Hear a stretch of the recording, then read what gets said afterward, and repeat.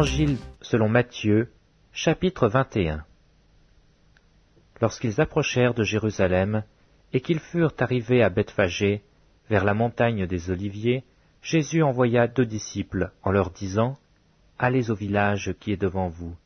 Vous trouverez aussitôt une ânesse attachée et un ânon avec elle. Détachez-les et amenez-les-moi. Si quelqu'un vous dit quelque chose, vous répondrez, « Le Seigneur en a besoin. » Et à l'instant, il les laissera aller. Or ceci arriva afin que s'accomplisse ce qui avait été annoncé par le prophète. Dites à la fille de Sion, « Voici ton roi vient à toi, plein de douceur et monté sur un âne, sur un ânon le petit d'une ânesse. » Les disciples allèrent et firent ce que Jésus leur avait ordonné. Ils amenèrent l'ânesse et l'ânon, mirent sur eux leurs vêtements et le firent asseoir dessus. La plupart des gens de la foule étendirent leurs vêtements sur le chemin, d'autres coupèrent des branches d'arbres et en jonchèrent la route. Ceux qui précédaient et ceux qui suivaient Jésus criaient « Hosanna au fils de David, béni soit celui qui vient au nom du Seigneur, Hosanna dans les lieux très hauts. » Lorsqu'il entra dans Jérusalem, toute la ville fut émue, et l'on disait « Qui est celui-ci » La foule répondait « C'est Jésus le prophète, de Nazareth en Galilée. » Frères et sœurs, en ce dimanche que nous rentrons déjà à la grande Semaine Sainte, en ce dimanche de Ramos de la Passion, mais c'était un dimanche aussi de la contradiction.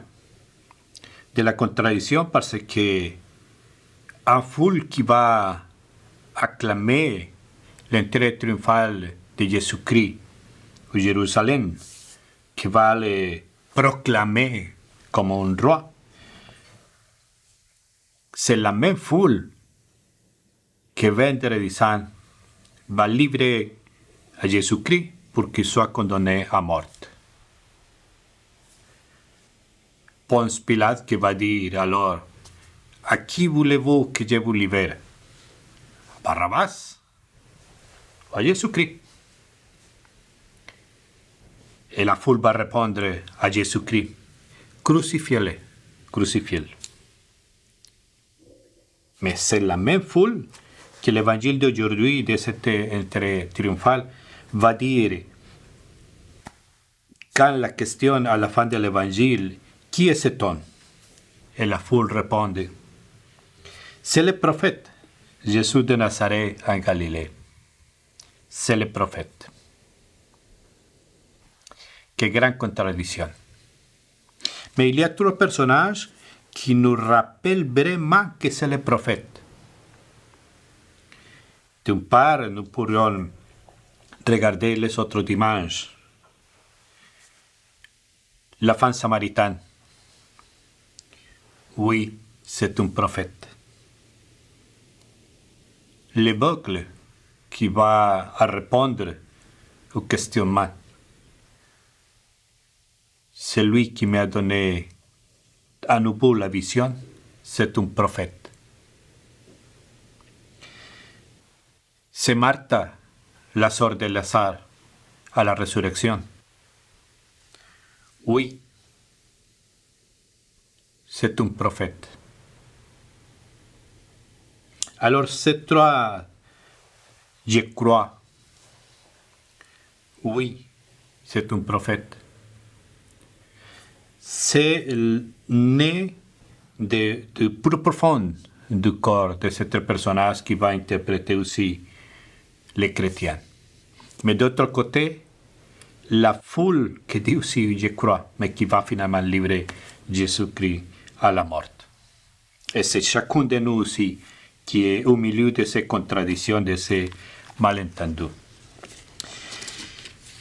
Alors, comme nous sommes familiers dans l'Ancien Testament, nous avons tout de suite reconnu dans les récits de cette entrée triomphale la façon dont l'évangéliste Matthieu va l'évoquer, c'est le retour du roi David, qui vient à Jérusalem. Alors qu'il avait dû se fuir devant son fils Absalom. La foule acclamait Jésus en appelant d'ailleurs Fils de David. Mais Jésus est-il le nouveau David? C'est que les malentendus commencent. Pourquoi? Parce que oui, c'est vrai, David va pardonner à ses adversaires, mais ils seront quand même tous mis à la mort par la suite pour son fils Salomon, qui suit à l'ordre du père David sur son lit de mort. David pardonne, mais pas trop. Le Messie que le peuple attend, c'est un roi. C'est le roi issu de la ligne de David. Rappelons-nous que Joseph vient de la ligne de David, de toutes ces générations anciennes qui deviennent alors à Saint Joseph. Alors, directement, Jésus-Christ vient de ce lignage du roi David. Un roi de justice et de paix, un sauveur, un prophète qui va chasser les occupants romains. Éliminer d'Israël tout mal, tout souffrance. C'est ça qu'on attend. C'est ça que la foule attendait à l'arrivée de Jésus-Christ. L'arrivée de Jésus-Christ, la foule attend un guerrier qui va faire mettre mort à tous ceux qui ne l'ont pas. Parfois, à cause de justes raisons, ou simplement à cause que c'est un roi qui fera peut-être disparaître la maladie de toute justice. Il y a de la foi dans l'accueil de Jésus, mais une foi irrationnelle. C'est là que produit le malentendu. C'est là que produit la contradiction. D'une foi, mais une foi irrationnelle. Que nous croyons que c'est une foi magique. Une foi des spectateurs qui viennent voir comme les méchants vont être mis à la mort à Jésus-Christ. C'est la foi dans un Dieu à nous ordre, qui vient exaucer toutes nos prières de manière magique, instantanée. On fait une prière et Dieu tout de suite va éliminer tout ce qui est mauvais ou des obstacles dans notre vie quotidienne. La foi n'opère pas de cette manière magique.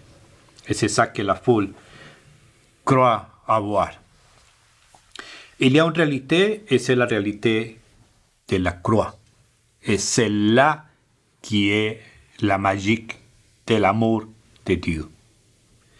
C'est magique qui est capable de donner son propre Fils à la mort pour nous donner la vie et une vie en abondance. Jésus, comme le chantait Isaïe, comme le proclame Paul, se fait serviteur, un serviteur souffrant, comme un domestique, un sangrat, un petit, un homme faible et méprisé. Peut-il changer notre vie, notre histoire? C'est impossible. Et c'est pourtant la paradoxe de la venue de Dieu sur la terre. C'est là qui se fait possible avec la grâce de Dieu qui envoie son Fils pour nous donner la vie en abondance. À travers la mort, oui, mais le plus important, que Jésus-Christ a vécu la mort et a ressuscité pour que cette vie devienne pour nous en grâce de Dieu. Alors, c'est magique. Œuvre en Jésus est celle de l'amour, mais d'un amour qui va jusqu'à donner tout ce qu'il a pour nous. C'est le Dieu de la justice, de la paix, qui se trouve sur la croix. Mais sa paix et sa justice ne sont pas synonymes de destruction et de mort, de vengeance, de punition seulement. Et seulement de vie et de pardon qui viennent nous donner à la vie. Ces pardons et ces vies sont offerts gratuitement, sans condition. Sans condition. Rappelle-nous quand l'aéron qui était crucifié à la croix à côté de Jésus-Christ, qui était crucifié au milieu des deux ladrons, alors c'est lui qui reconnaît son péché. Seigneur, souviens-toi de moi quand vous arrivez à ton royaume.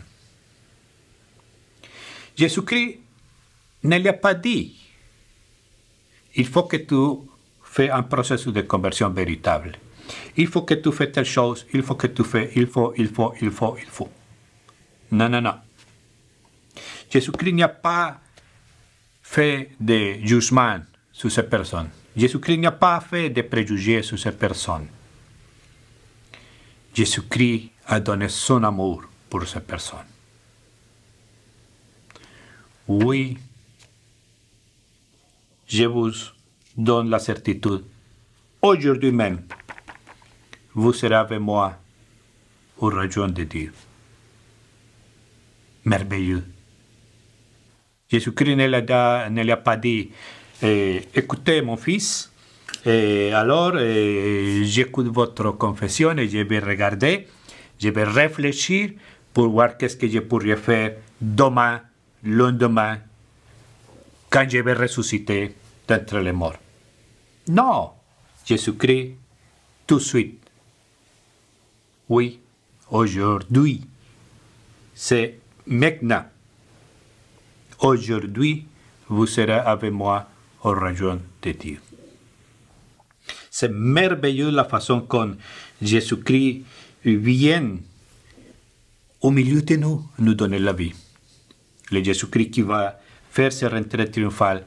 Le Jésus-Christ qui va être mort à la croix pour nos péchés, pour nous donner le pardon de notre péché, pour nous donner la vie, et cette vie en abondance, sa vie extraordinaire que le Seigneur a pour nous. C'est un amour incommensurable que le Seigneur vient donner pour chacun de nous. Regardons alors ce passage, si on peut dire, oui, apocalyptique. Au moment de la mort de Jésus, révèle ce qui est en train de se passer. Et voici que le rideau du sanctuaire se déchira en deux, depuis le haut et le bas. La terre trembla, les roches se fondirent, les tombeaux s'ouvrent, les corps de nombreux saints qui étaient morts ressusciteront et sortant du tombeau après la résurrection de Jésus. Ils entreront dans la ville sainte et se montreront à un grand nombre de gens. Oui, nous croyons. Nous croyons en la mort victorieuse en regardant le crucifié. Matthieu va nous dire aussi, en utilisant ce langage, que la vie a vaincu la mort, que nous sommes sauvés par l'amour de Dieu pour nous. Et maintenant, mes frères et sœurs, quel sera notre regard sur le crucifié? Celui de la foule ou celui du centurion romain? Rappelle-nous que celui qui était à charge de la surveillance pour la mort de Jésus-Christ, c'est le même centurion qui va reconnaître que c'est lui est le Fils de Dieu. Alors, mes frères et sœurs, quel sera notre regard sur le crucifié en cette période que nous vivons de la Semaine Sainte? Demandons le Seigneur que sa lumière soit sur chacun de nous, que sa grâce et sa miséricorde qui se déborde viennent à notre vie, qui nous donne le pardon de nos péchés, mais ce pardon qui nous invite à être miséricordieux vers les autres personnes. Que le Seigneur nous donne la capacité de reconnaître en chaque frère et sœur que nous trouvons dans notre vie, à notre propre famille, à travers nos enfants, notre épouse, nos voisins, que c'est là qui est la présence de Jésus-Christ parmi nous. Que la grâce du Seigneur nous accompagne en cette période de la Semaine Sainte que nous débutons. Demandons le Seigneur qui nous donne sa grâce et sa bénédiction. Au nom du Père, du Fils et du Saint-Esprit. Amen. Mes frères et sœurs, n'oubliez pas que le jeudi saint, le 6 avril, à 19h30, nous aurons la célébration de la dernière scène à l'église Sainte-Catherine de la Jacques-Cartier, à l'église Saint-Augustin, à l'église Saint-Félix de Cap-Bruges, la même chose à l'église Saint-Benoît-Abbé, Saint-Ursule, Saint-Geneviève et Saint-Jean-Baptiste de la Salle. Le vendredi saint, à 15h, ça sera l'office de la Passion aussi, pour Sainte-Catherine, Saint-Augustin, Saint-Félix, Saint-Jean-Baptiste de la Salle, Saint-Yves, Saint-Ursule, Saint-Matthieu, Saint-Geneviève, Saint-Benoît. Le samedi saint,